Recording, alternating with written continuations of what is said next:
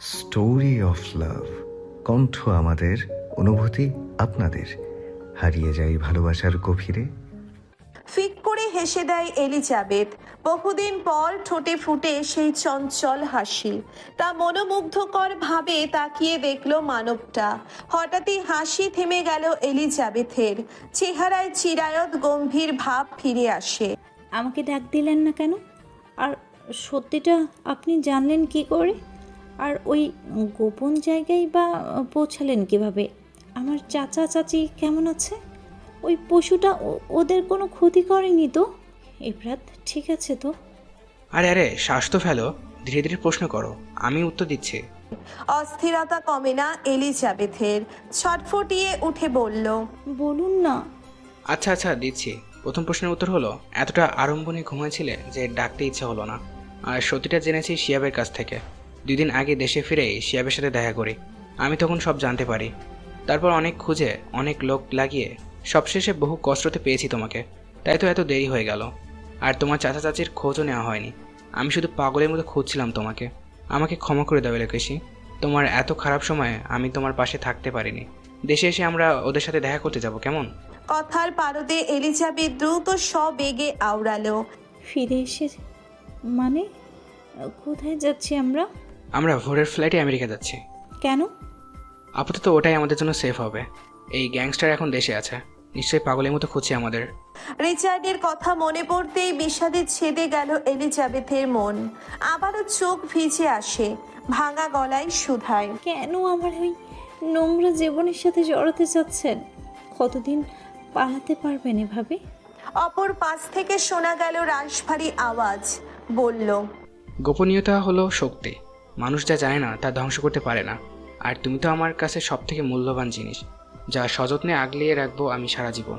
শুধু একবার লিখিত দলিলভাবে আমার হয়ে যাও। কারোর শ্রাদ্ধ নেই তোমাকে আমার থেকে আলাদা করার। বিষণ্ণ মন তবুও মানে না। চোখের সামনে ঝলক দিতে থাকে রিচার্ডের নৃশংসতা।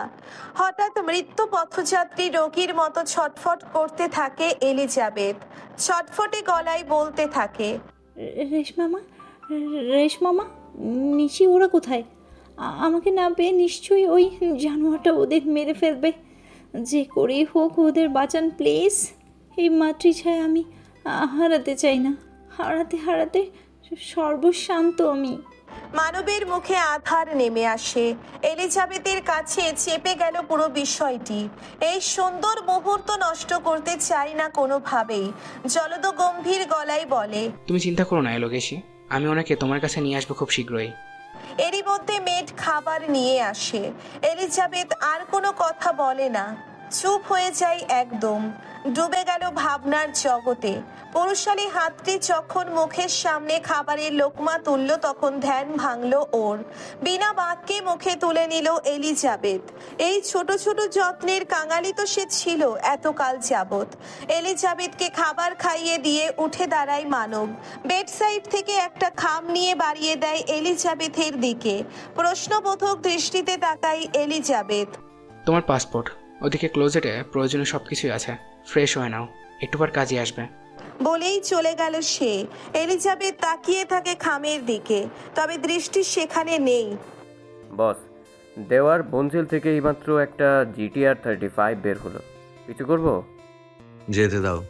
এয়ারপোর্টের দিকে যাচ্ছে বস। অপর পাশ থেকে রিচার্ডের নিরুদ্বেগহীন স্বরে একই জবাব। যেতে দাও। ব্রাউন চুলের আড়ালে লুকিয়ে থাকা ললাটে ক্ষীণ এক ভাঁজ ফুটে উঠল ন্যাসর। কাল থেকে রিচার্ডের আচরণ একটুও বুঝে উঠতে পারছে না।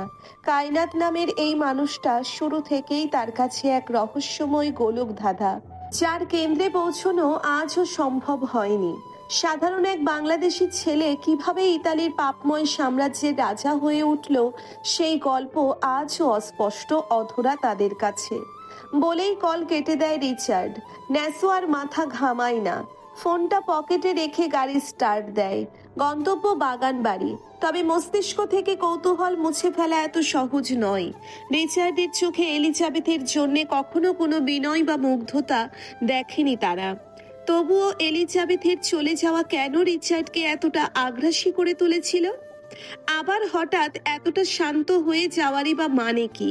কারণ হাজারো প্রশ্ন মাথার ভেতর ঘুরপাক খাচ্ছে ন্যাসোর, যেগুলোর উত্তর পাওয়ার সম্ভাবনা প্রায় শূন্য। রিচার্ড অনুভূতি প্রকাশে ব্যর্থ এক মানুষ। পাপাচারে নিবিষ্ট জীবন তার কোমল মনকে মরীচিকার মতো বিলীন করে দিয়েছে বহু আগেই। কোমলতা হারিয়ে বুকে জন্ম নিয়েছে হিংস্র নরখাদক পশুর হৃদয়। রক্তক্ষরণের বদলে রক্ত ঝরাতেই অভ্যস্ত হয়ে উঠেছে তার যান্ত্রিক হৃৎপিণ্ড। তবে হঠাৎ এতটা শান্ত হয়ে যাওয়ার মানে কি, যার জন্য এত দূর থেকে এসেছে এককালে? এলিজাবেথ রিচার্ডের জেদ ছাড়া কিছুই না। রিচার্ড যা চায় সেটা যে কোনো মূল্যে হাসিল করে। তাহলে কি এলিজাবেথও ছিল কেবল এক মুহূর্তের জেদ? কিন্তু রিচার্ডের ক্ষেত্রে জেদ মানেই এক অপ্রতিরোধ্য সংকল্প, যা অর্জন না হওয়া পর্যন্ত সবকিছু ধ্বংস করে ফেলতেও পিছপা হয় না রিচার্ড। ঈগলের মতো হাজার ক্রোশ দূর থেকেও শিকারের ওপর ছোঁ মেরে পড়তে পারে। তাহলে হঠাৎ এই নিক্ষিপ্ততা কেন? নানান চিন্তায় ডুবে গিয়ে ন্যাসো গাড়ি চালিয়ে যেতে থাকে। উত্তরহীন প্রশ্নগুলো মনের ভেতর ঘূর্ণির মতো পাক খেতে থাকে। ঘুমাবে বলে কল কাটলেও ঘুমায় না রিচার্ড। অবশিষ্ট মদের বোতলটা হাতে তুলে নিল। কালচে ঠোঁটের ফাঁকে বোতল গুজে দুই দাঁতের ফাঁকে কর্ক চেপে ধরে এক মুচড়ে খুলে ফেলল। অতপর এক ঢোকে পুরো বোতল শেষ করে। শেষ হতেই ফাঁকা বোতলটা ছুঁড়ে মারে দেওয়ালে। প্রচন্ড শব্দে ভেঙে চুরমার হয়ে ছড়িয়ে পড়ে কাচের টুকরো। গোছানো ঘর ইতিমধ্যেই ময়লার স্তূপে পরিণত হয়েছে। মেঝে জুড়ে ভাঙা কাঁচ, ড্রাগসের প্যাকেট, আরো ছড়িয়ে ছিটিয়ে আছে ইনজেকশন। পুরো কক্ষ যেন এক বিধ্বস্ত রাজ্য। সারা রাত এসবের মাঝে ডুবেছিল রিচার্ড, অথচ এত মদ গিলেও নেশা ধরছে না। ক্রোধ সামলাতে না পেরে বারবার বোতল ভেঙে ফেলছে। সিগারেট আর ড্রাগের তীব্র গন্ধে চারপাশ ভারী হয়ে উঠেছে। অতিরিক্ত ইনজেকশন পোষের কারণে হাতে ছোপ ছোপ রক্ত জমাট বেঁধে শুকিয়ে গেছে। তবু রিচার্ডের মধ্যে কোনো ব্যথার অনুভূতি নেই। তীব্র ক্রোধে মটমট করছে রিচার্ডের ধারালো চিবুক। দাঁতে দাঁত পিষে উঠে দাঁড়ায়। ব্যগ্র পায়ে এগিয়ে যায় কেবিনেটের দিকে। আর কোনো মদের বোতল নেই। মুহূর্তেই ঝড়ের মতো ঘরের অবশিষ্ট সবকিছু ভাঙচুর করতে থাকে রিচার্ড। 9 ঘন্টা 30 মিনিটের দীর্ঘ জার্নি করেও ক্লান্তির লেশমাত্র নেই শরীরে, বরং এক দানবীয় ক্রোধ চেপে বসেছে অস্তিত্বে। তবুও ঠোঁটের কোণে জড়িয়ে আছে এক রহস্যময় অভেদ্য অভিব্যক্তি। ভাঙা কাচের ওপর দিয়েই উন্মাদের মতো হেঁটে গিয়ে দাঁড়ায় টেরেসের কিনারে, দৃষ্টি নিক্ষেপ করে ঘন জঙ্গলের সীমান্তে। প্রতীকের মতো সোজা দাঁড়িয়ে থাকা উঁচু গাছগুলোর দিকে চিবিয়ে চিবিয়ে উচ্চারণ করলো, You have to pay for it, Red. স্বরে জেদ, চোখে নির্ভয়ের দীপ্তি, নিস্তেজ অথচ তীব্র প্রতিশোধের ম্রিয়মান আগুন। প্লেন এভিয়েশনে আছে। ভুবনের সাথে কোনো রকম যোগাযোগ না রেখে বায়ুমণ্ডলের মধ্য দিয়ে মহাকাশের শূন্যতার মধ্য দিয়ে সাদা মেঘ গলিয়ে দ্রুত বেগে এগিয়ে যাচ্ছে প্লেনটি। উদ্দেশ্য ইউএসএ। মৃদু আকারের কাচের গ্লাস ভেদ করে দেখা যাচ্ছে মেঘেরা কিভাবে সমস্ত আকাশ দখল করে ছড়িয়ে ছিটিয়ে আছে। ভাব এমন এক একজন এক এক দল গঠন করে গোপন বৈঠকে আছে। নীল আকাশে সাদা মেঘের রাজত্ব। ব্যস্ত শহর গুটি গুটি পিঁপড়াদের দলের মতো লাগছে উপর থেকে, যারা সারি সারি হয়ে ছুটে চলেছে এখান থেকে ওখানে খাদ্য সংগ্রহের তাগিদে। উইন্ডো সাইডে বসেছে এলিজাবেথ। এটা ওর ফার্স্ট প্লেন জার্নি নয়, তাই অভিব্যক্তি একদমই স্বাভাবিক। সুদূর আকাশের পানে শূন্য দৃষ্টিতে তাকিয়ে আছে সেই কখন থেকে। জড়বস্তুর মতো একদম জমে রয়েছে। দৃষ্টিতে প্রাণ থাকলেও ধ্যান নেই তাতে। ডুবে আছে এখনো রাতের ঘটনায়। এই মানুষটার সান্নিধ্যে আসা হয়েছে এখনো 2 দিনও হয়নি। এখনই কিভাবে ঢাল হয়ে পাশে দাঁড়িয়েছে তার। মাথার উপর ছায়া দিচ্ছে বটবৃক্ষের মতো, যা কখনোই পায়নি এলিজাবেথ, কখনোই না। অন্ধকার জগৎ থেকে তুলে এনে আলোর দিশারি করছে তাকে, হাত বাড়িয়ে দিচ্ছে সামনে এগোনোর জন্য। অন্যের কলঙ্ক মুছতে গিয়ে নিজের জীবনে কাদা মাখিয়ে ফেলছে। কত সহজেই পারছে লোকটা, তবুও কৃষ্ণ গহ্বরে নেই একটুও বিষাদের ছাপ। ফ্ল্যাশব্যাক। হঠাৎ অসুস্থতার কারণে কাজে আসেনি। মাঝপথ থেকেই তাকে হসপিটালে নিয়ে ভর্তি করা হয়। বিয়ে পড়ানোর পরিবর্তে পরবর্তীতে উকিল নিয়ে আসা হয়। সিদ্ধান্ত নেওয়া হয় রেজিস্ট্রি করা হবে আপাতত। দেশে ফিরে আবার ঘটা করে বিয়ের অনুষ্ঠান করা হবে। তাকবীর দেওয়ান যার নামে দলীয়করণ হবে এলিজাবেথ একটু পর। একটা সাইনের মাধ্যমে অতি সুদর্শন এবং মহৎ হৃদয়ের অধিকারী পুরুষের সাথে জড়িয়ে নিবে নিজের অগোছালো জীবন। যে মানুষটা কথা দিয়েছে তাকে আগলে রাখবে সযত্নে। মাটিতে পড়ে থাকা ফুলগুলোর মতো শখ করে তুলে তাকে বৃক্ষপটের বা পাশে সাদা শুভ্র পাঞ্জাবির পকেটে রেখে দিবে অতি যত্নে। এক মুহূর্তের জন্যেও নিঃসঙ্গতায় পড়তে দিবে না। পথে মাঠে মিছিলে সব জায়গায় সঙ্গী হিসেবে রেখে দিবে বুকের বাপাশে। বাপাজোরের হাড়ের অংশ করে নিবে তাকে। পবিত্র বন্ধনে আবদ্ধ হবে কলঙ্কিত নারী থেকে হয়ে উঠবে এক নিষ্ঠাবান আদর্শ নীতিমালায় রচয়িত পুরুষের স্ত্রী। মিনিস্টার তাকবীর দেওয়ানের স্ত্রী, যাকে সে চিনত খুব আগে থেকে, অনেক ভালো করে। বিয়ের কথা একটা কাকপক্ষী কেউ জানানো হয়নি। তাকবীর এলিজাবেথের নিরাপত্তার কথা ভেবে সিদ্ধান্ত নেয় আর কিছুদিন পর সবাইকে জানাবে বিয়ের কথা। যখন অনুষ্ঠান করা হবে, মিনিস্টারের বিয়ে রাতারাতি ছড়িয়ে যাবে সকলের মাঝে। এইভাবেই পরে তাকে কর্ণপাত হবে সেই নিকৃষ্ট মানবের। তাই কোনো রিস্ক নিতে চায়নি তাকবীর। বাবা তাজুয়ার আর নিজের দুই বিশ্বস্ত বডিগার্ড রেয়ান বিয়ানকে নিয়ে বিয়ে সম্পূর্ণ করার চিন্তা ভাবনা করে স্বল্প আয়োজনের মাধ্যমে। বিয়েতে এলিজাবেথের কোনো প্রকার অভিব্যক্তি বা ভূমিকা দেখার মতো ছিল না। না কোনো আগ্রহ, না কোনো উৎফুল্লতা, এমনকি কাঁদেনি একবারের জন্যেও। হঠাৎ করেই নিজেকে শক্ত খোলসে আবদ্ধ করে ফেলে। তাকবীর নিজে পছন্দ করে এলিজাবেথের জন্য একটা লাল টুকটুকে বেনারসি কিনে আনে, কিন্তু এলিজাবেথ পরতে চায়নি। তা নিয়ে তাকবীরও তেমন জোর করেনি এলিজাবেথকে। সম্পূর্ণ এখতিয়ার থাকা সত্ত্বেও চাপ দেয়নি এলিজাবেথকে। মনের ইচ্ছে মনের মধ্যেই পোষণ করে রাখে কোনো এক বৃষ্টি বাদল দিনের জন্য।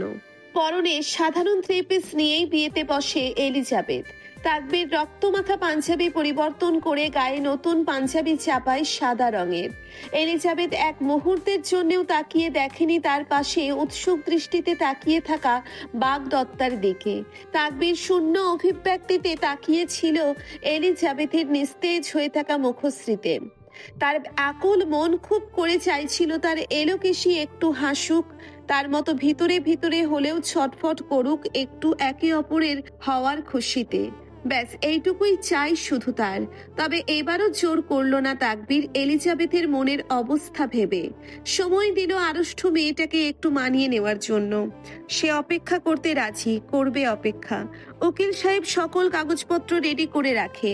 রিয়ান বিয়ান দুজনেই তাকবীরের পাশে বুক বেঁধে দাঁড়িয়ে আছে। দুজনের মুখেই আন্তরিক হাসি। যথারীতি সবকিছু সুন্দরভাবে এগোতে থাকে। তবে বাদশাতে তাজুয়ার দেওয়ানের ক্ষেত্রে বিয়ের আগ মুহূর্তে বিকট শব্দ করে দরজায় ছিটকিনি খুলে বেরিয়ে আসে গম গম পায়ে। বয়সের তোড়ে চামড়া ঝুলে পড়া চোয়াল ক্রোধে মটমট করছে। শান্তশিষ্ট পরিবেশ কেঁপে উঠল তার হুঙ্কারে। তাকবীরের দিকে এগিয়ে দেওয়া রেজিস্টার পেপার হাত থেকে পড়ে যায় উকিলের। ঢোক গিলে তাকালো প্রাক্তন সংসদ সদস্য তাজুয়ার দেওয়ানের দিকে। এলিজাবেথ কেঁপে উঠে চোখ মুখ কুঁচকে রাখে। বীর, আমি আবারও বলছি, এই মেয়েকে তুমি বিয়ে করবে না। বাবার কথায় চিবুক শক্ত হয়ে গেল তাকবীরের। উঠে দু কদম এগিয়ে গিয়ে দাঁড়ালো বাবার সামনে। কণ্ঠ যথাসম্ভব খাদে নামানোর চেষ্টা করে বলল, আব্বা আপনি ভিতরে যান। ছেলের নরম কণ্ঠে যেন দু কদম এগিয়ে গেল তাজুয়ার দেওয়ান। জিদ্দি গলায় বলল, যাব, তুমিও আমার সাথে চলো। কোনো বিয়ে হবে না এখানে। আব্বা আমি আপনাকে যেতে বলেছি। আমার কথার বাইরে যাবে না বীর। আব্বা আপনার ওষুধের সময় হয়ে গিয়েছে, খেয়ে ঘুমান গিয়ে। আমার কথা ইচ্ছাকৃতভাবে এড়িয়ে যাওয়ার চেষ্টা করবে না। ভুলে যাবে না আমার সন্তান তুমি। তোমার ঘর থেকে হয়নি আমি। তাকবীর চোখ বুজে ঠোঁট গোল করে তপ্তশ্বাস ফেলে রাগ নিয়ন্ত্রণে রাখার প্রচেষ্টা চালিয়ে গেল। সবিনয়ে বলল, তাই বলছি আব্বা ঘরে যান। আমি কোনো রকম ঝামেলা জড়াতে চাচ্ছি না। এই মুহূর্তটা খুবই স্পেশাল আমার জন্য।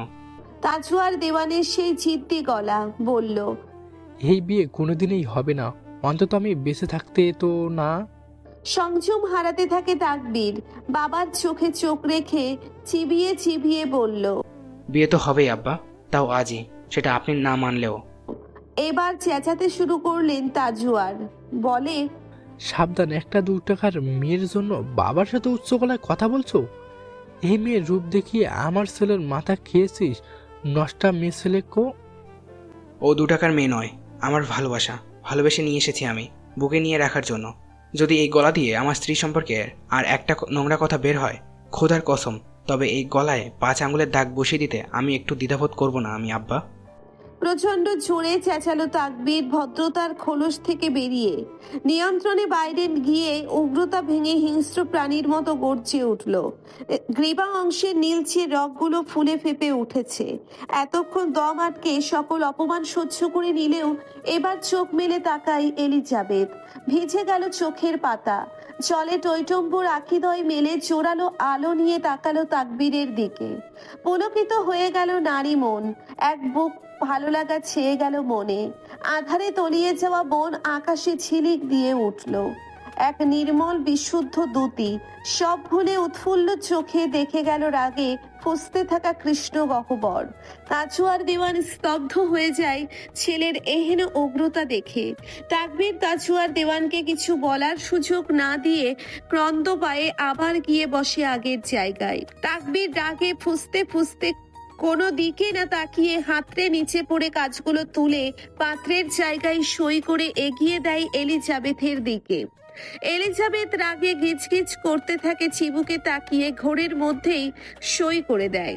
এলিজাবেথ ভাবনায় এতই মজে রয়েছে যে কেউ যে তাকে দুচোখে গিলে খাচ্ছে তার খেয়াল নেই। গালের নিচে হাতের তালু ঠেকিয়ে মন্ত্রমুগ্ধের মতো তাকিয়ে আছে তাকবীর একগুঁয়ে দৃষ্টিতে। গভীর চোখ দুটো আশ্লেষে জড়িয়ে রেখেছে তার এলোকেশির পা থেকে মাথা পর্যন্ত। 16 এক লাস্যময়ী নারীর শীর্ণকায় স্তম্ভিত হয়েছিল সে। 4 বছরে গঠনে অনেক পরিবর্তন আসলেও চেহারা থেকে এই বিষাক্ত মায়া এক ফোঁটাও এদিক সেদিক হয়নি। এই মায়াময় চেহারায় যে এক পলক তাকালেই নিজের ধ্বংস দেখতে পায় প্রেমিক পুরুষ।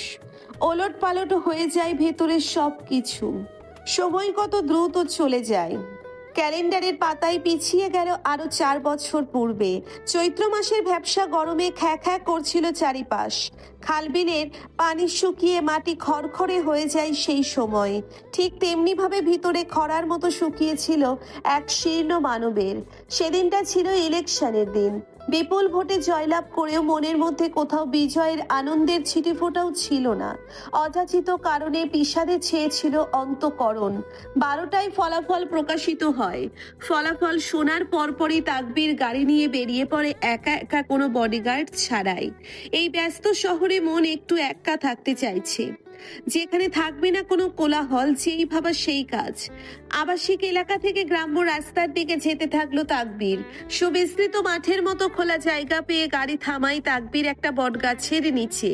গাড়ির ডোর খুলে বের হতেই এক পশলা শীতল হাওয়া ছুঁয়ে দিল গা।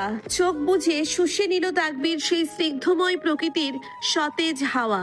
বাতাসের তোড়ে পাঞ্জাবির নিচের অংশে পথ ও পথ ধরে দুলতে থাকে। দমকা হাওয়ায় কোকড়া চুলগুলো এলোমেলো ভাবে উড়ে কপালে বিছিয়ে যায় কিছু সংখ্যক। প্রশান্তিময় বাতাসগুলো শরীরে মাখিয়ে নিয়ে চোখ মেলে তাকাই তাকবীর। ঘাড় ঘুরিয়ে এদিক সেদিক তাকাতে গিয়ে হঠাৎ চোখ যায় বটগাছের উপরে।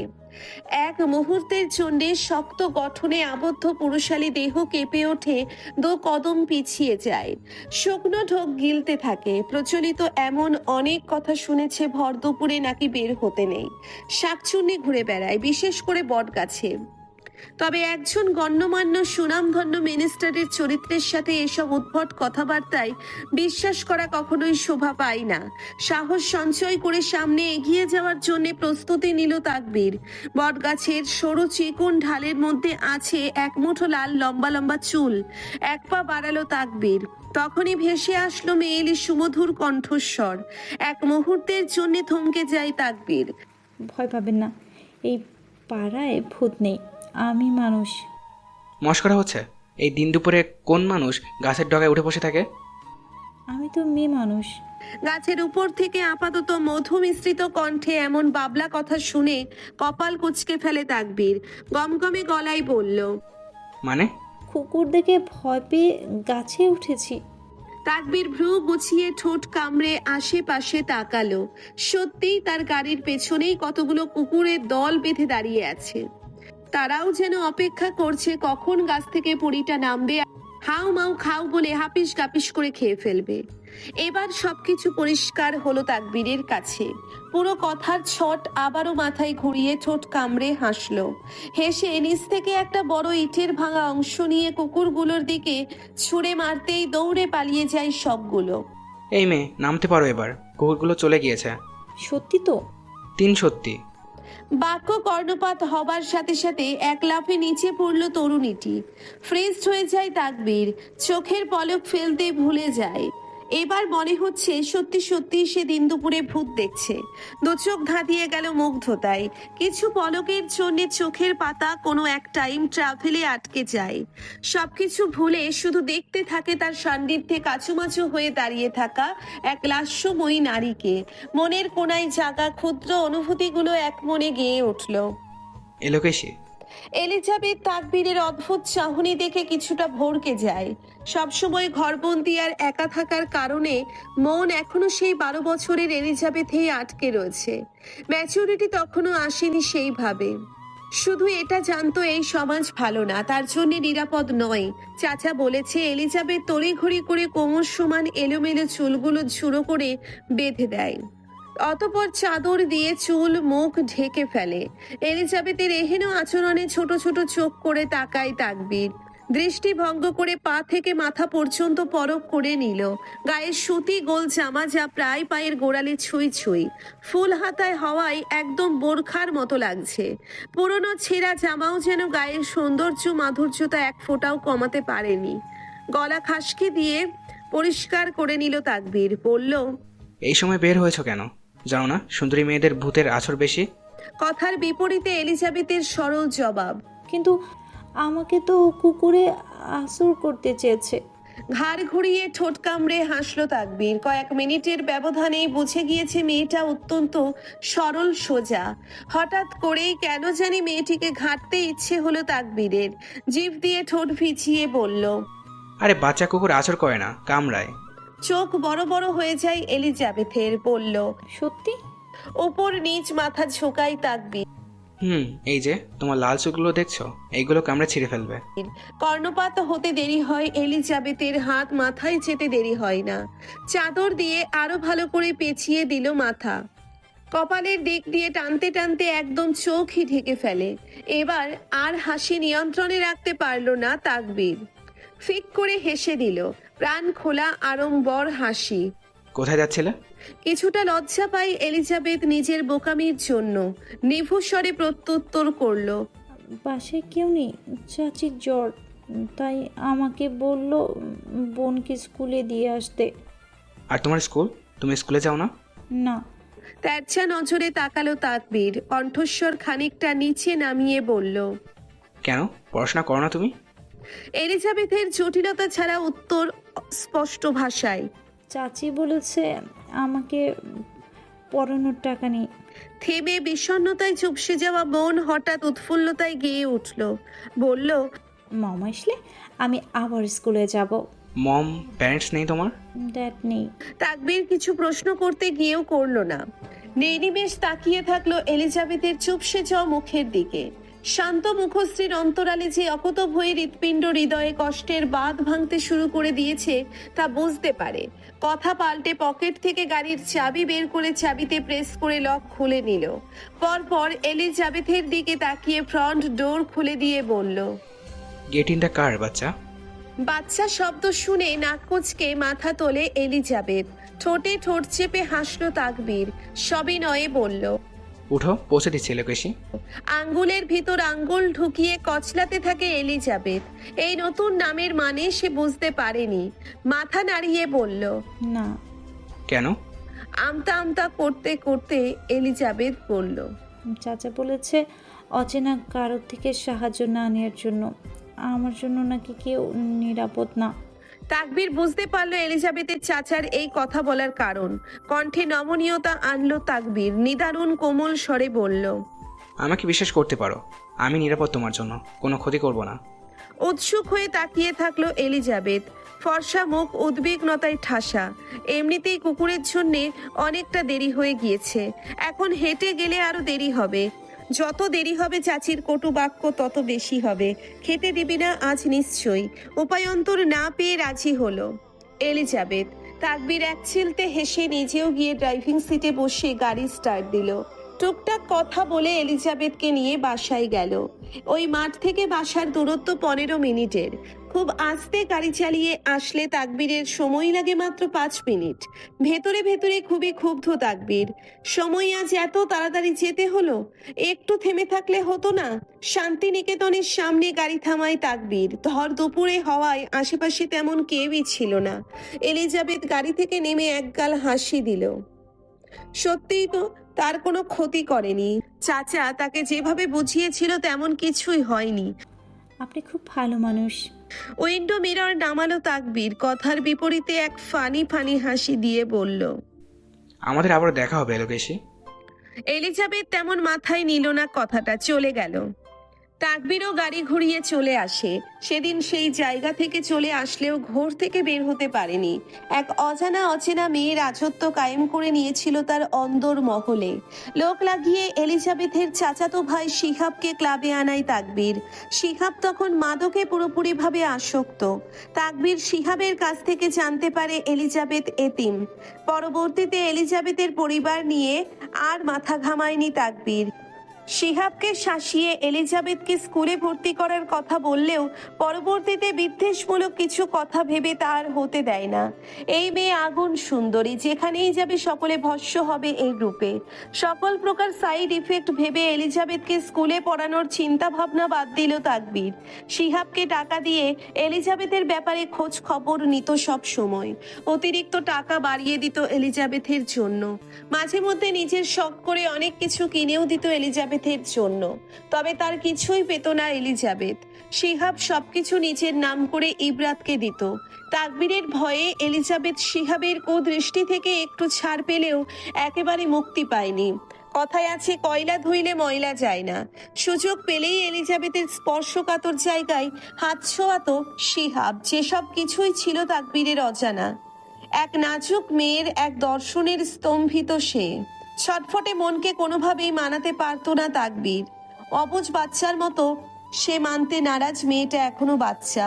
শিহাবকে টাকা খাইয়ে এলিজাবেথের বিয়ে আটকে রাখতে পারলেও নিজের ছটফটে মনকে বেঁধে রাখতে পারতো না তাকবীর। বারবার ছুটে যেত এক পলক এলিজাবেথকে দেখার জন্য। শিহাবকে বলে প্রায়শই এলিজাবেথকে বাসা থেকে বাইরে বের করত তাকবীর। যে সকল কিছুই সবিতা বেগমের অজানা ছিল, ইবরাতকে স্কুল থেকে আনার বাহানা দিয়ে এলিজাবেথকে বাসা থেকে বের করত শিহাব। সেদিন অযাচিতভাবে তাকবীরের সাথে দেখা হতে যেত পথে। বোকা এলিজাবেথের কাছে তা অযাচিত থাকলেও প্রেমিক পুরুষ তাকবীরের কাছে ছিল তা প্রি প্ল্যান। তাকবীর একটা সঠিক সময়ের আশায় চেয়েছিল যেদিন একেবারে নিজের কাছে নিয়ে আসতে পারবে তার এলোকেশিকে। তাজওয়ার দেওয়ানের নজর থেকে এলিজাবেথকে আড়াল করে রাখার জন্যে বারবার দেখা তৃষ্ণা পেলেও নিজের মনকে শুকিয়ে রাখত শুধুমাত্র এলিজাবেথের সেফটির কথা ভেবে। এত কাছে আর একই শহরে থেকেও তাদের দেখা হতো তাদের বছরে 1 কিংবা 2 বার। এভাবেই পেরিয়ে যায় 4টি বছর। প্রিয়দর্শিনীর আশায় চেয়ে থেকে থেকে আজ মিটিয়ে নিচ্ছে সকল তৃষ্ণা। তাকবীর সুযোগ সন্ধানী শিকারীর মতো এলিজাবেথের নিক্ষিপ্ততার সুযোগ নিয়ে। কপালের প্রান্ত পথে বেবি হেয়ারগুলো বড় হয়ে কপালের দুই পাশে টেম্পোরাল রেখার ঊর্ধ্বভাগে বিছিয়ে রয়েছে এলিজাবেথের। তাকবীর পলকহীনভাবে চেয়ে হাত তুলল চুলগুলো সরিয়ে দেওয়ার জন্য। পরবর্তীতে নিজের করা প্রতিজ্ঞার কথা ভেবে নিজেকে সংবরণ করে নিল। পদ্মফুলের ডগার অংশের স্নিগ্ধ রঙে রাঙানো ঠোঁট গোল করে ফু দিল। এক পশলা উষ্ণ হাওয়ায় উড়ে গেল চুলগুলো। সন্ধি ফিরে পেল এলিজাবেথ। ঘাড় বাঁকিয়ে তাকালো তাকবীরের দিকে। তাৎক্ষণিক তাকবীর ব্যস্ত গলায় বলতে শুরু করলো, ছুঁইনি আমি, কথা দিয়েছি তোমার অনুমতি ছাড়া স্পর্শ করবো না তোমায়। এক চিলতে হাসি দিল এলিজাবেথ ধাতস্থ গলায় শুধায়। আমি জানি। ন্যাশো হাই তুলে ডলতে ডলতে লিভিং স্পেস আসে। এই 2 দিন রিচার্ড নিজের সাথে সকলের ঘুমও হারাম করে রেখেছিল। হঠাৎ রিচার্ডের নিস্তব্ধতা দেখে এই সুযোগে একটু ঘুমিয়েছিল ন্যাশো। পর্যাপ্ত ঘুম পরিপূর্ণ হবার আগেই এক গার্ড গিয়ে ডেকে দিল। কাউচে বসা লুকাসকে দেখতে পেয়ে সকল ঘুম উবে গেল ন্যাসোর। কিছু বলতে উদ্যত হবে তখন কারোর পায়ের শব্দ ভেসে আসে। হাড় বাঁকিয়ে দুজনেই একসাথে উৎসুকভাবে পেছনে ফিরে তাকালো। রিচার্ডকে দেখে ভ্রু কুঁচকে ফেলে ন্যাসো। চোখে সন্দেহ সংকুচিত হলো। হঠাৎ রিচার্ডের ড্রেস আপের এত পরিবর্তন ঘটার কারণ বুঝে উঠতে পারল না।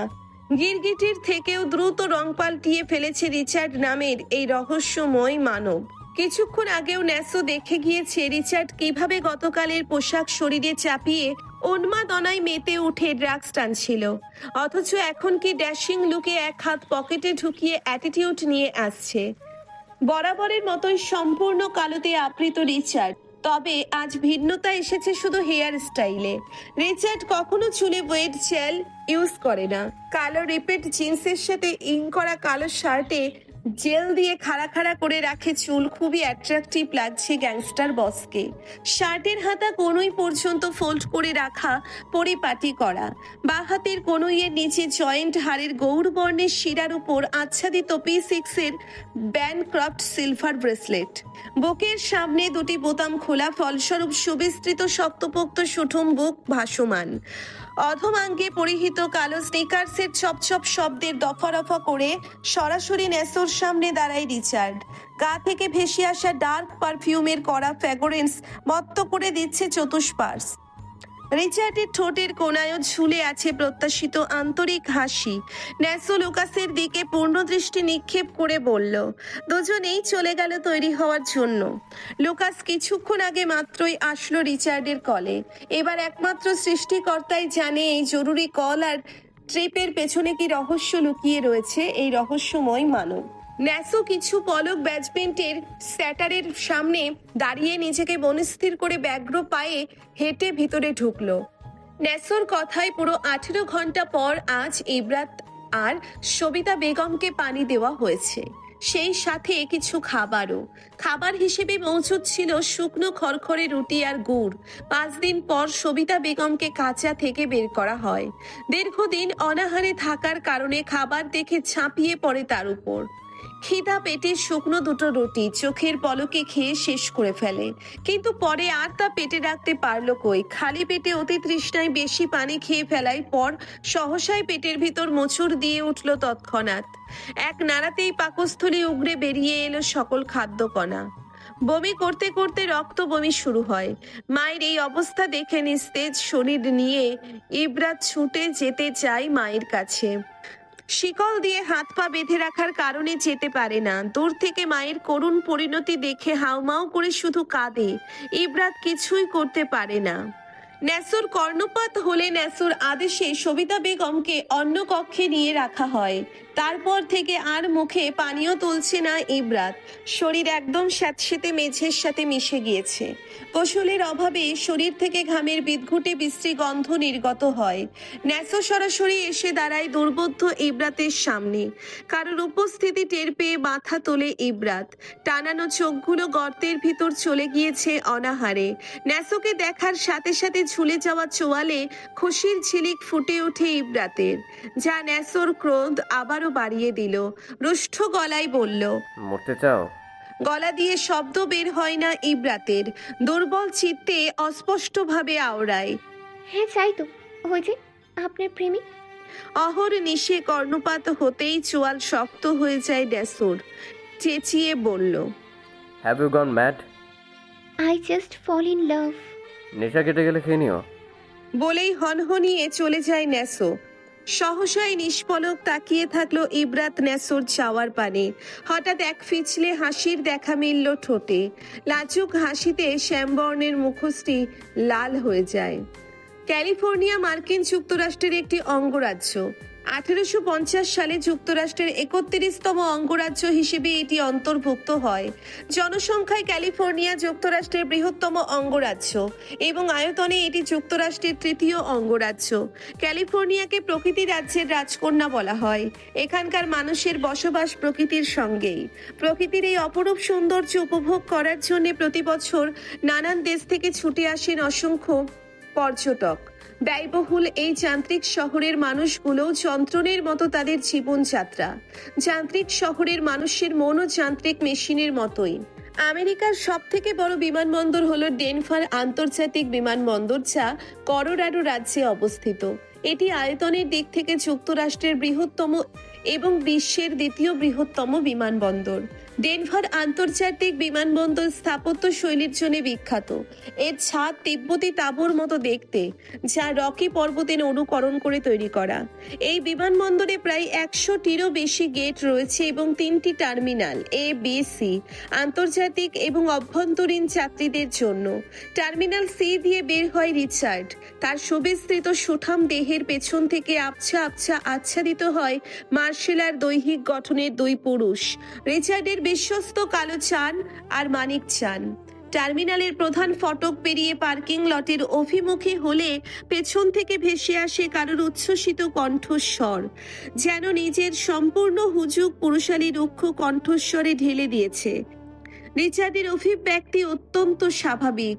ভিনদেশি হয়েও নতুন জায়গায় এসে এভাবে কারোর মুখে নাম শুনেও তার অভিব্যক্তিতে কিঞ্চিত উৎকণ্ঠা প্রতিফলিত হননি। সাধারণ চিত্তে পেছন ফিরে রিচার্ড। এক কোট স্যুট পরিহিত পোজ লোকের আনন্দিত অবয়বের দৃষ্টি কোণ হলো। হাতে বিশাল বড় ব্ল্যাক রোজের ফ্লাওয়ার বুকে। তার পাশেই ডজনখানেক কালো পোশাকধারী লোক দাঁড়িয়ে আছে। সকলের শার্টের অন্তরালে গোছা যান কবজের মেশিন। লোকটি দুহাত ছড়িয়ে এগিয়ে আসলো রিচার্ডের দিকে। চোয়াল ঝুলে যাচ্ছে প্রসারিত হাসির কারণে। লোকটির রত্ন ছায়া রিচার্ডের পায়ের উপর পড়তেই অগ্রিম বার্তা হিসেবে রিচার্ড হাত উঁচিয়ে থামিয়ে দেয় লোকটিকে। ক্লিন শেভের কারণে ধারালো চওড়া তামুক স্টিলের নতুন পাতিলের নিম্ন অংশের ন্যায় চকচক করছে। চুপসে যাওয়া মুখ নিয়ে থেমে যায় লোকটি, তবে খাদে নামে না কণ্ঠ। সেই উচ্ছ্বসিত স্বর কলস্বর থেকে আবারও সন্নিহিত থেকে বলল, ওয়েলকাম ওয়েলকাম ক্রাইম লর্ড। থেমে রিচার্ডের দুপাশে রক্ষা কবচ আর বাজ পাখির চোখে তাকিয়ে থাকা ন্যাসো আর লুকাসের দিকে তাকালো লোকটি। পরপর ওদের শক্ত চিবুকের বিপরীতে আন্তরিক হাসি দিয়ে ফুলের ব্রুকে লুকাসের হাতে দিল লোকটি। রিচার্ড লোকটির কাজে ক্ষিপ্ততা প্রকাশ করলো, তবে লুকাসের উপর ফুল হাতে নেওয়ার জন্য কণ্ঠে কাঠিন্য বজায় রেখে কাট গলায় বলল, Don't you know that I don't like flower? রিচার্ডের শশব্যস্ত বিদ্যুৎ বেগী চাহনি দেখে গলা শুকিয়ে গেল লুকাসের। এক মুহূর্ত ব্যয় করে না লুকাস। পাশের ওয়েস্ট বেসিনে ব্রুকে ফেলে দিল। লোকটা ভিতরে ভিতরে কিছুটা অপমানিত বোধ হলেও আমলে নিল না তেমন। রিচার্ডের দর্শন পেয়েই সে মহা খুশি। শুধু তেরচা নজরে তাকিয়ে দেখলো গার্ডরা দেখলো কিনা। লোকটা তাকানোর সাথে সাথে গার্ডগুলো মাথা নিচু করে ফেলে। এবার কিছুটা হলেও লজ্জায় স্তম্ভিত সে। Where is the car? অবমূল্যায়িত মানুষটা মনের ভেতরের কষ্ট, ক্রোধ ও হতাশা বিজয়ে পরিবর্তিত হয়। বিজয়ের হাসি দিয়ে অতি উল্লাসে বলল, এই যে গাড়ি পেছনে বস, আপনার পেছনের ব্ল্যাক শার্ট। আঙ্গুলের দৃষ্টি অনুসরণ করে তিনজনেই তাকালো সেদিকে। প্রধান ফটকের অভিমুখে দাঁড় করানো একটা বিলাসবহুল স্পোর্টস অ্যাক্টিভিটি কূপ, আকর্ষণীয় ডিজাইন এবং শক্তিশালী পারফরমেন্সের BMW X6 ধরিত্রী তখন আধারে তলিয়ে গিয়েছে। সোডিয়ামের আলোতে BMWর বিখ্যাত কিডনি গ্রিল যা গাড়িটির চেহারা আক্রমণাত্মকভাবে ফুটিয়ে তুলেছে। ঝোপের আড়ালে ওত পেতে থাকা ব্ল্যাক প্যান্থারের মতো শিকারী নজরে চলে আছে LED হেডলাইট। বডিতে মডিফাইড আধুনিক ও আভিজাত্যপূর্ণ স্ট্রিম লাইটে রিচার্ডের কোমরে এঁটে থাকা ব্ল্যাক লেদারের বেল্টের স্টিলের অংশে প্রতিবিম্ব পড়তেই প্রতিফলিত হতে থাকে। রিচার্ড ব্যগ্র পায়ে হেঁটে গাড়ির অভিমুখে অগ্রসর হয়। লোকটি পেছন থেকে এক প্রকার ছুটে গেল ডোর খুলে দেওয়ার জন্য। রিচার্ড গিয়ে প্যাসেঞ্জার সিটে জায়গা দখল করে নেয়। ন্যাসো ফ্রন্ট ডোরের কাছে গিয়ে ভিতরে ড্রাইভিং সিটে বসে থাকা ড্রাইভারকে ভ্রু উঁচিয়ে বজ্রপাতের মতো গম্ভীর কণ্ঠে বলল, আউট। ড্রাইভার তৎক্ষণাৎ নেমে পড়ল। ন্যাসো গিয়ে বসলো ড্রাইভিং সিটে এবং অপর প্রান্তে লুকাস। রিচার্ড ড্রাগনের ট্যাটু খচিত হাতের তালুতে ট্যাব নিয়ে কিছু অবৈক্ষিত করছে। ন্যাসো গাড়ি স্টার্ট দিল। বাতাসের বেগে গাড়িটি স্থান ত্যাগ করলো, এক মুহূর্তও সময় নিল না। এক্সিস্টের বজ্রপাত শব্দে ইতস্তত টের পেল গাড়িটির উপস্থিতি। লোকটি চুপসে যাওয়া মুখ নিয়ে তাকিয়ে দেখলো ধেই ধেই করে চলে যাওয়া গাড়িটি। অতঃপর গিয়ে অপর গাড়িটিতে গিয়ে বসে পড়ল। ড্রাইভার সাথে সাথে সামনের গাড়িটির পিছু নিল। গার্ডরাও গিয়ে বসে পড়লো অন্য গাড়িতে। এক এক করে 8টি গাড়ি বের হলো এয়ারপোর্টের অন্তরাল থেকে। উপস্থিত লোকটি হলো ক্যালিফোর্নিয়ার সব থেকে বড় ড্রাগ ডিলার আন্ডারগ্রাউন্ডের। নাম আলাদিন উইলিয়াম, উচ্চতায় অতি ক্ষুদ্র। ইতালিতে ড্রাগসের সকল চালান রিচার্ডের কাছ থেকেই নিয়ে থাকে। তাছাড়াও রিচার্ডের হাত বড়, আরো 6টি দেশে লিঙ্ক আপ আছে।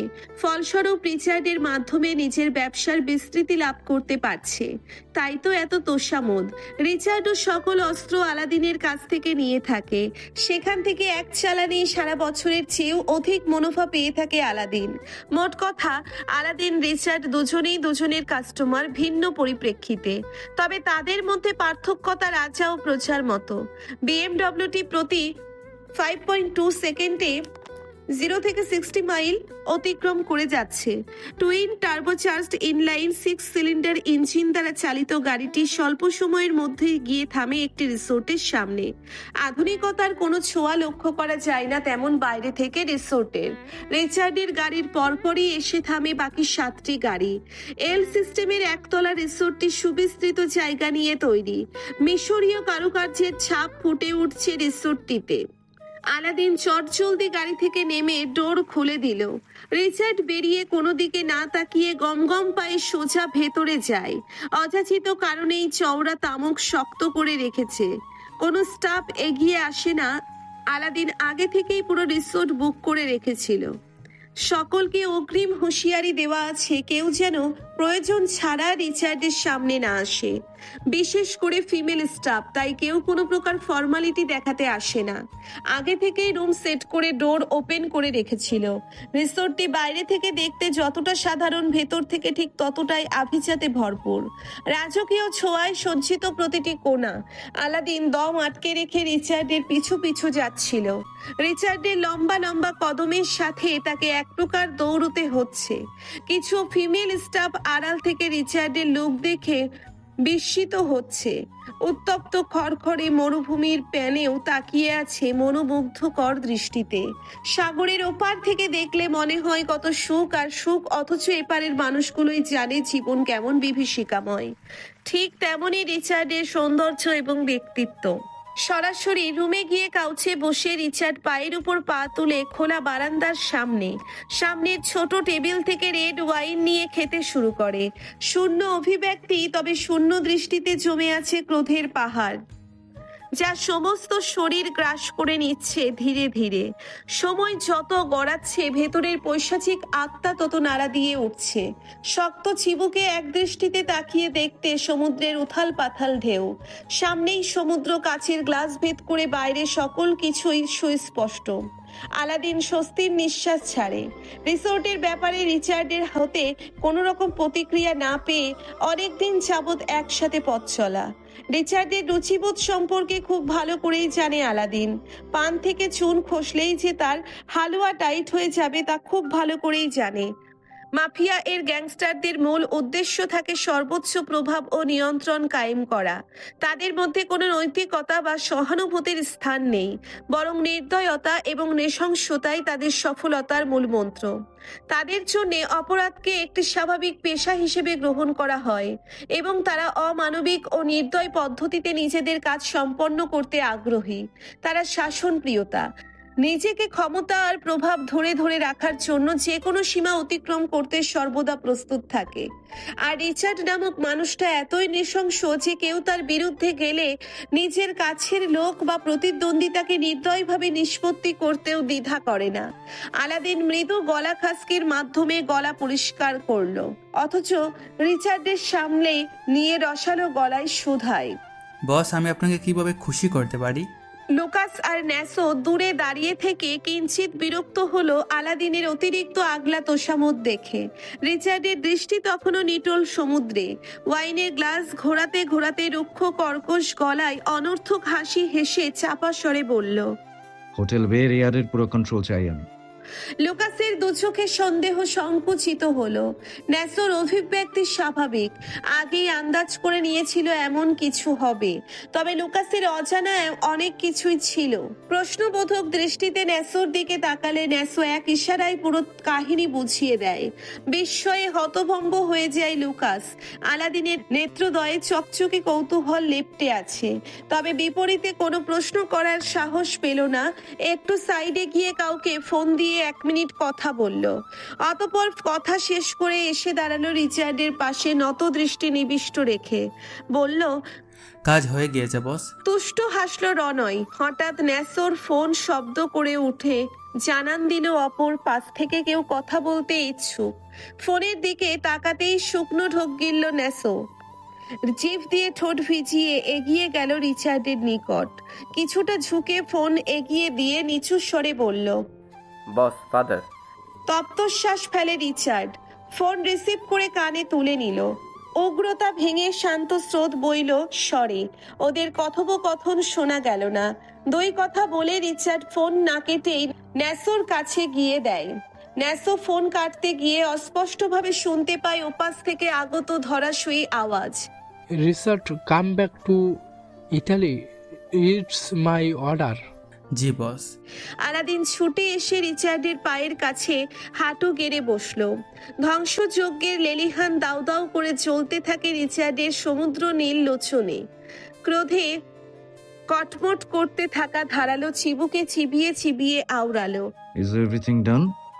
Yes boss. রিচার্ডের ঠোঁটের কোণে বক্র হাসি, বিভৎস কদর্যতার কুলসিত মস্তিষ্কে আটতে থাকে ষড়যন্ত্রের ঘন ঘটা।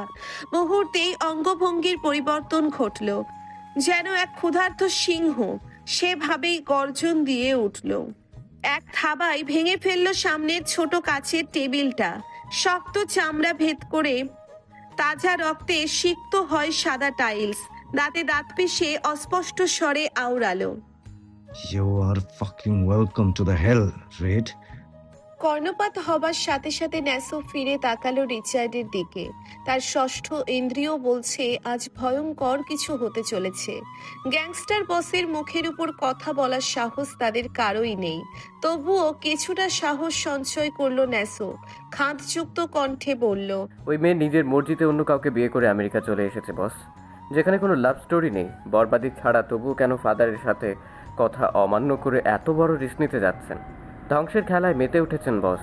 থমকে যাওয়া মস্তিষ্ক আবারও পৈশাচিক তাণ্ডবলীলায় হস্তান্তরিত হলো। বন্য প্রাণীর মতো গর্জে উঠল রিচার্ড। গলার নীল রগগুলো ফুলে ফেপে ওঠে। চোখে আগ্রাসী দৃষ্টি পরিবর্তন হয়ে আগ্নেয়গিরির অগ্নুৎপাত শুরু হয়। গৌরগম্ভীর অগ্নিস্ফুলিঙ্গের ন্যায় কর্কশ গলায় চেঁচালো, Because I'm addicted. I'm obsessed. I will never let her go. Richard Kainat কখনো নিজের শিকার ছেড়ে দেয় না। কাউকে লাগবে না, আমি একাই যথেষ্ট আমার শিকার ছিনিয়ে আনার জন্য। প্রকম্পিত হবে আমেরিকার ভূপৃষ্ঠ রিচার্ডের গর্জনে। দাঁড়িয়ে কোমরে গুজে রাখা রিভলভারে গুলি লোড করতে করতে বেরিয়ে যায় রিচার্ড। হাত থেকে তখনও ফোঁটা ফোঁটা রক্ত পতিত হচ্ছে। আলাদিন কিছুই বুঝতে পারে না। একবার তাকায় রিচার্ডের চলে যাওয়ার পানে, আবার ক্ষিপ্ত হয়ে তাকিয়ে ন্যাসোর দিকে। লুকাস ঠোঁট কামড়ে চোখ বুজে রয়েছে। গাড়ি চলছে হাইওয়ে ধরে। রিচার্ড গাড়ি অটোনোমাসে দিয়ে রক্তাক্ত হাতে রুমাল পেঁচাচ্ছে। পাশের সিটেই পড়ে আছে ফুল লোডেড রিভলভার। ল্যাম্পপোস্টের রোশনাই আলোতে গাড়ির স্ট্রিম লাইনে পড়তেই চকচকে এবং ঝকঝকে আলো উত্তোলিত হচ্ছে ডার্ক রঙের গাড়িটি থেকে। গাড়িটির প্রতিটি কোণ সূর্যের আলোর মতো জ্বলজ্বল করছে। সড়কটি এক টানা চলে। মফস্বলের নিরাপত্তা ভেঙে গাড়ির গতির শব্দও কিছু দূরের গাড়ির বাতি ছাড়া আর কিছুই দেখা যায় না। গাড়ির উইন্ডো অর্ধেক খোলা, বাহির থেকে ব্যস্ত শহরের ঠান্ডা বাতাস হুর হুর করে ভিতরে ঢুকছে। হঠাৎ খোলা রাস্তায় গাড়ির শক্তিশালী ইঞ্জিনের গর্জন ভেসে আসলো। রিচার্ড লুকিং গ্লাস দিয়ে বাইরে তাকাতেই ঠোঁটের কোণে বাঁকা হাসি ফুটে উঠল। দুপাশে দুই ডানা ছড়িয়ে দেওয়ার মতো আকস্মিক রিচার্ডের গাড়ির দুই পাশ থেকে বেরিয়ে আসলো দুটি গাড়ি। অর্ধেক খোলা জানালা দিয়ে পাশের গাড়িতে তাকালো রিচার্ড। ন্যাসো গাড়ি চালাতে চালাতেই রিচার্ডের দিকে তাকিয়ে বাঁকা হাসি দিল। অতঃপর রিচার্ড তাকালো অপর পাশে। লুকাসও একই হাসি দিল। রিচার্ডের ঠোঁটের আগায় বক্র হাসি। একটি শুনশান রাস্তা দিয়ে তিনজন নরখাদক একসাথে BMW X6 চালিয়ে যাচ্ছে। তিনজনের ঠোঁটেই ঝুলে আছে বাঁকা হাসি। তাদের চোখে শীতল কঠোর এক আভা, যেন তারা জানে যে এই মুহূর্তে কেউ তাদের বিরোধিতা করতে সাহস করবে না। একসাথে তিন গাড়ির আক্রমণাত্মক ইঞ্জিনের গর্জনে কেঁপে উঠছে আশপাশ। হেডলাইটের নীল আলোতে লাগছে তিন ব্ল্যাক প্যান্থার শিকারে বের হয়েছে। শিকারেও যেতে যেতেও তারা আমেজে মেতে উঠেছে। তিনজনের মধ্যে প্রতিযোগিতা শুরু হলো। সেকেন্ডের ব্যবধানে একটা গাড়ি অপর গাড়িকে ছাড়িয়ে চলে যাচ্ছে। রাস্তার লাইনগুলো তাদের গতির সাথে মিলিয়ে দ্রুত পেছনে সরে যাচ্ছে। তিনটি গাড়ির ইঞ্জিনের গর্জন কানে বাজছে, যেন যুদ্ধের গর্জন। ঝড়ের বেগে এগিয়ে যাচ্ছে গাড়িগুলো একটা আর একটাকে ছাড়িয়ে। গতি ও সময়ের সাথে তিনটি গাড়ির অদৃশ্য শক্তিতে আবদ্ধ। তাদের ইঞ্জিনের আওয়াজ আরো বাড়ে। বাতাসের বিরাট ঝাপটা তৈরি হয়।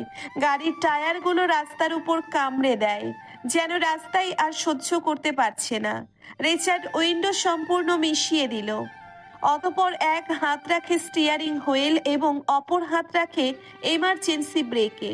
দেখাতে শুরু করে নিজের দক্ষ হাতের খেল। একটি সিগন্যাল পরিবর্তনের সাথে সাথেই রিচার্ড তীব্র গতিতে এগিয়ে গিয়ে লুকাসকে কিছুটা পেছনে ফেলে দেয়। তবে ন্যাসো দক্ষতার সাথে গাড়িটি দ্রুত বাঁক নেয় এবং রিচার্ডের গাড়ির সামনে চলে আসে।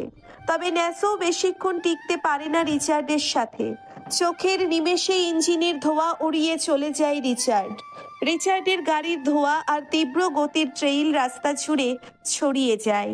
আর শহরের অন্ধকারে গাঁট বাঁধা দুই চালকের চোখে এক ধরনের শীতল উত্তেজনা দেখা যায়। বরাবরের মতো এবারও ফোঁস নিঃশ্বাস ফেলে লুকাস ন্যাসো। ক্যালিফোর্নিয়ার সবথেকে বড় কন্টিনেন্টাল হোটেল হলো বের এয়ার। এই হোটেলে কুলিং, হিটিং, এয়ার ফ্লো নিয়ন্ত্রণ থেকে শুরু করে এক্সটি আরাম সকল ধরনের সেবা প্রদান করা হয়।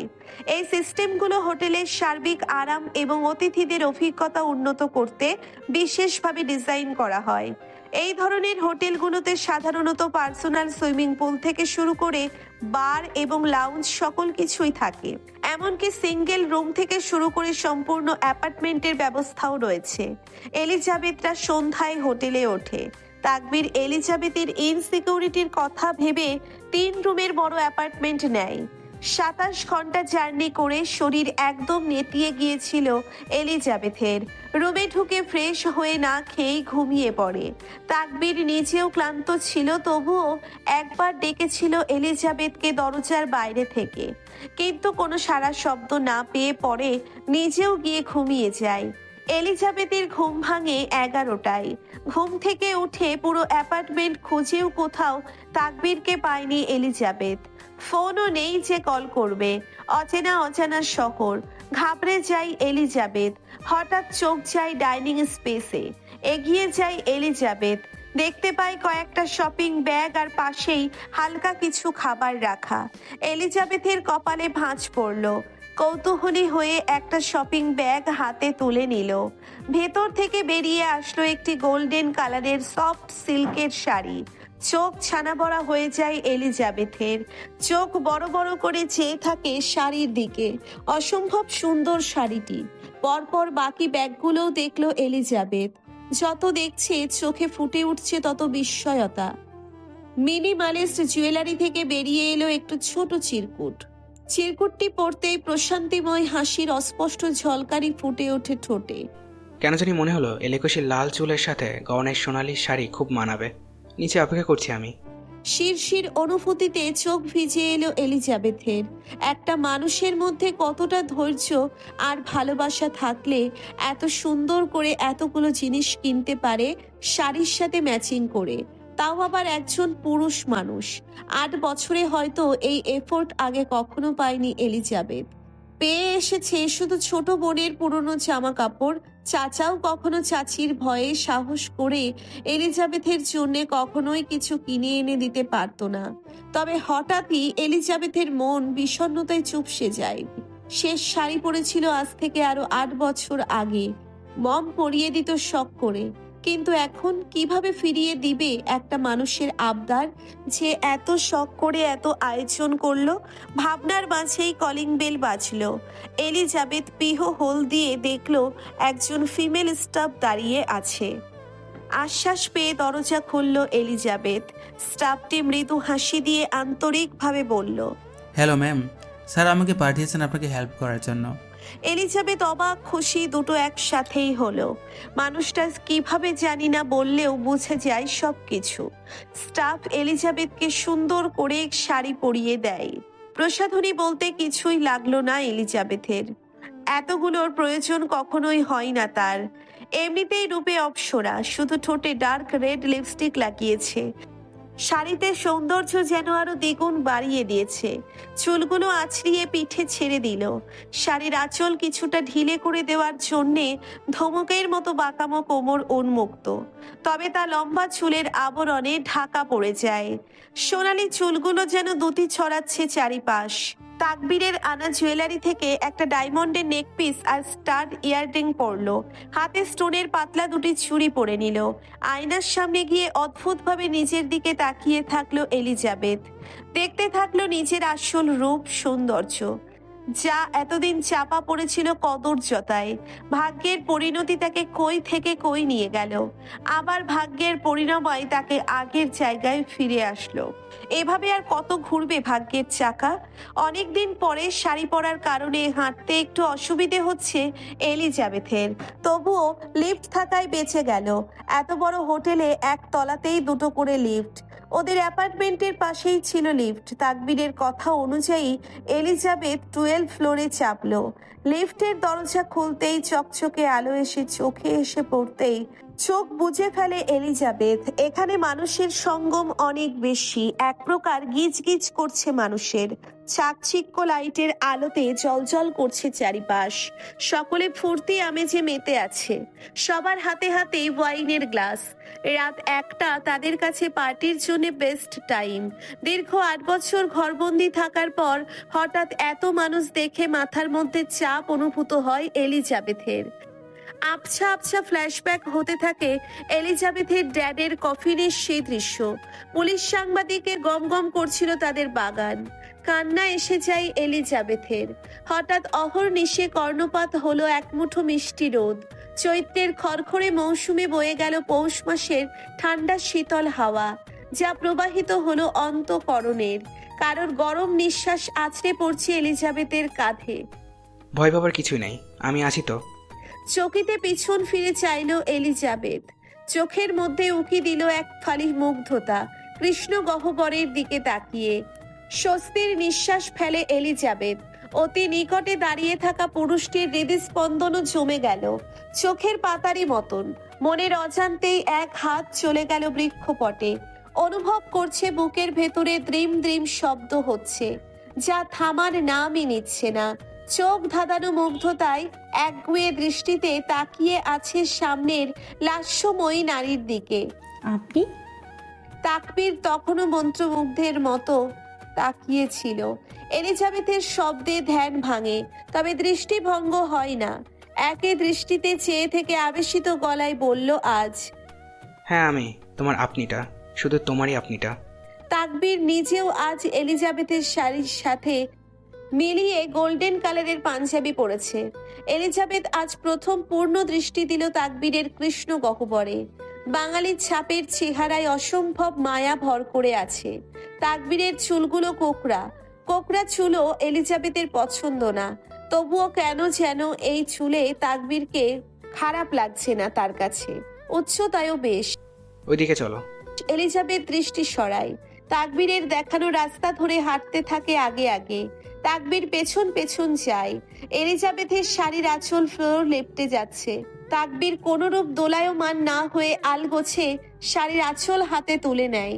দেশের গণ্যমান্য মিনিস্টার বউয়ের শাড়ির আঁচল ধরাতে আত্মসম্মান কেটে ছোট হয়ে যায়নি। স্বাচ্ছন্দ্যে এগিয়ে যাচ্ছে বউয়ের পিছু পিছু আঁচল আগলিয়ে।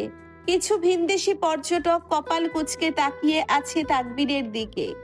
সকলের চাওয়াকেই উপেক্ষা করে গিয়ে ওরা পৌঁছলো ওপেন রুপটপে। এলিজাবেথ চোখ বড় বড় করে তাকবীরের দিকে পেছন ফিরে তাকালো। এখানে তো কেউ নেই। স্তম্ভিত স্মিত হাসলো তাকবীর, বলল, পুরোটা বুক করেছি আমি। চোখ কোঠর থেকে বেরিয়ে আসবে যেন। এলিজাবেথ ঢোক গিলে বলল, তাই বলে এত বড় জায়গা? All of this for our first night special. কর্ণপাত হবার সাথে সাথে বুকের ভিতর চাপ দিয়ে ধরল এলিজাবেথের। উৎফুল্ল অবয়বে আধার নেমে আসে। তাকবীর জিভ কাটলো। নিজের প্রতি খুব রাগ হচ্ছে। কথা পাল্টে বলল, আই মিন এটা আমাদের ফার্স্ট ক্যান্ডেল লাইট ডিনার। স্মিত হাসে এলিজাবেথ। ফর্সা মুখ থেকে সরে না উৎকণ্ঠা। গোলাপের পাপড়ি ও ছোট ছোট মোমবাতি দিয়ে সাজানো টেবিলের কাছে গিয়ে চেয়ারে বসলো। এলিজাবেথের অভিমুখে বসলো তাকবীর। সবসময়ের মতো ঠোঁট লেগে আছে অমায়িক হাসি। হঠাৎ করে সোডিয়াম লাইটের সকল আলোগুলো নিভে গেল। আধারে তলিয়ে গেল পুরো জায়গা। গোল চাঁদটিও নেই, নেই চাঁদের আলো।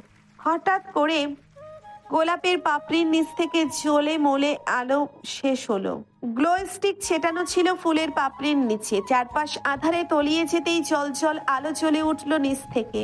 রঙিন ফ্লো স্টিকের ভিন্ন রঙের ঝলমলে চারিধার। আলোর ন্যায় জলজল করে উঠল এলিজাবেথের মুখশ্রী। এসব কখন করলেন? ঘুমাননি আপনি?